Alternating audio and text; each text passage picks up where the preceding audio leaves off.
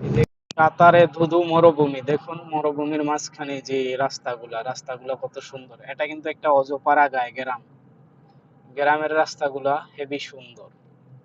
অবশ্যই যে এই গ্রামের রাস্তাগুলা সব সময় যে দেখুন কত একদম আমাদের বাংলাদেশের চাইতে যে হাইওয়ে রোড গুলো আছে এগুলোর চাইতে আরো অনেক বেটার।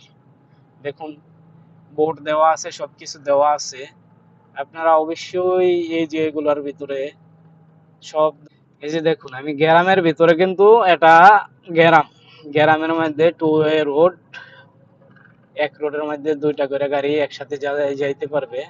এই যে দেখুন গ্রামের মধ্যে যে আপনার